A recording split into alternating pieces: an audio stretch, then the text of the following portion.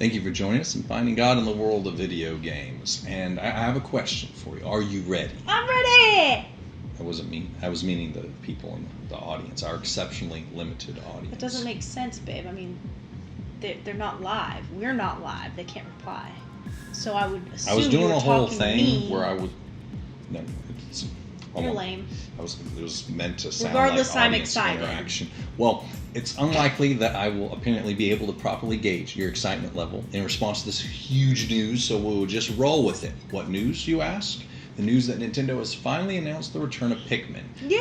Now, it's not going to be a brand new, it's not Pikmin 4 or something. It's going to be an updated version of Pikmin 3, which originally launched on the Nintendo Wii U. I mean, isn't the Wii U that system that you and maybe, 12 other people in the entire world bought? Yes.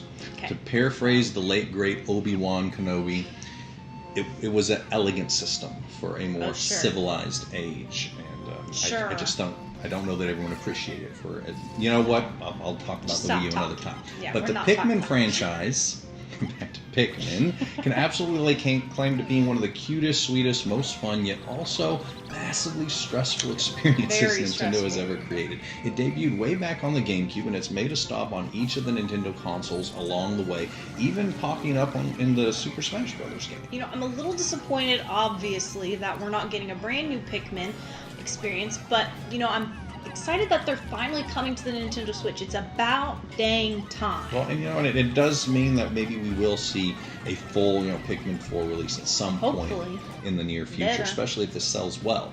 So help us out and buy it. Not that we're getting sponsored or anything, but it'd be nice. Now, if you've never played a Pikmin game before, let's get you caught up to speed. So Pikmin are the cute, colorful, helpful creatures who populate the worlds of each of the Pikmin games. They range in capabilities based on their color. For example, the red Pikmin are impervious to fire. The yellow Pikmin have resistance to electricity. I'm sure you can kind of figure out where we're going with that. So far, so good. But what about the blue? Blue one's water, man. Stick to the script. All right, so far so good. But then you get to the meat and potatoes of Pikmin, which is the combat. And regardless of which captain you're playing as, the gameplay remains the same. You've got to find these sweet, unassuming little Pikmin, rally them to follow you, and then violently hurl them at objects and enemies until you're able to progress to the next level. Yes, you heard that right.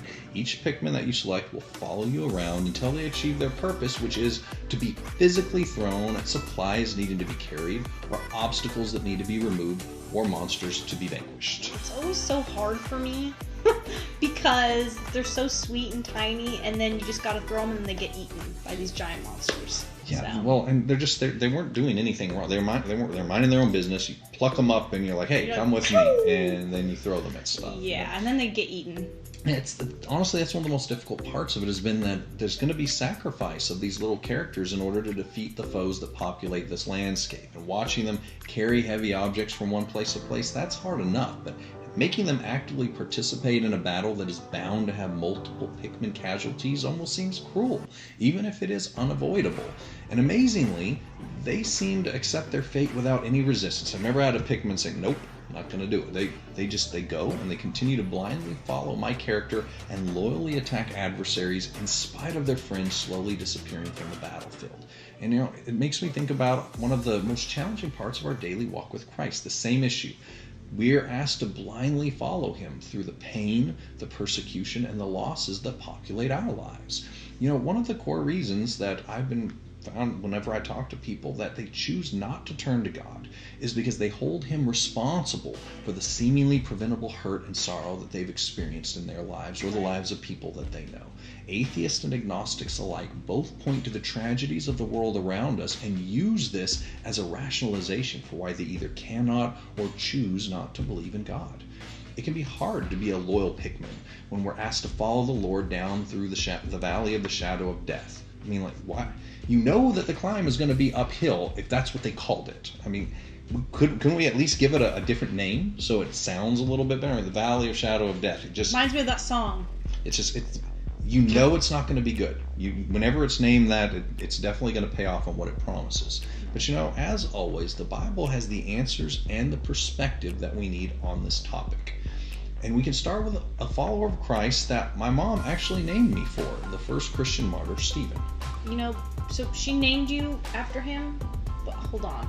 Even though he, I should probably be a little more concerned that out of all the names in the Bible, my mom chose to name me after the one guy that was the very first to get horribly murdered for believing in Jesus. Now, I know you're watching this.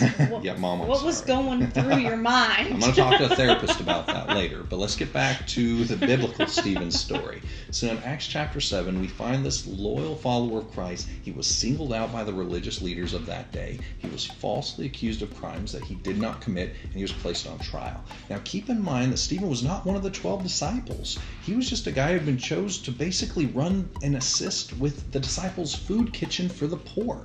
He performed some charitable work on behalf of Christ for those that were in need, and he would share the gospel, accompanied sometimes with healings and other divine works from the Lord.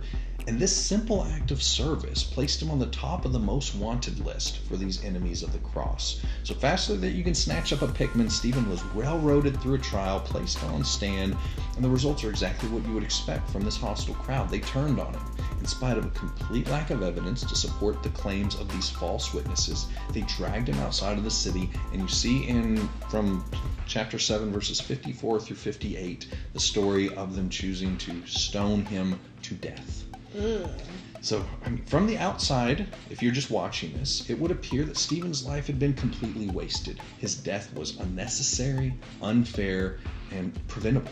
But buried in this sad story of his death was the simple line in here: the witnesses laid down their clothes at the feet of a young man named Saul.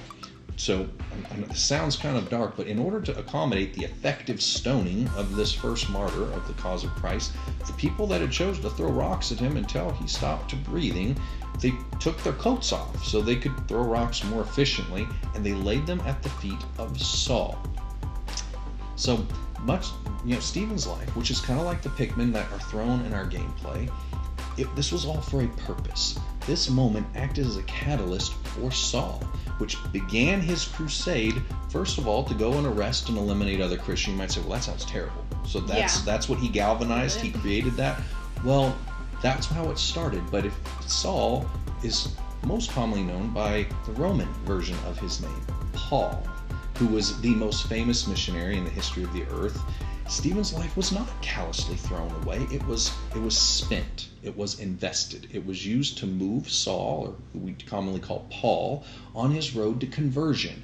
And without the churches that Paul built, or all these books of the Bible that he wrote, all of us would live in a very different world today. While it can be incredibly hard for us to understand this, the truth is that each of our lives, as well as our deaths, serve a very important purpose in the view of eternity. We are each being invested into the lives of others, maybe in ways that we can't understand or even see right now.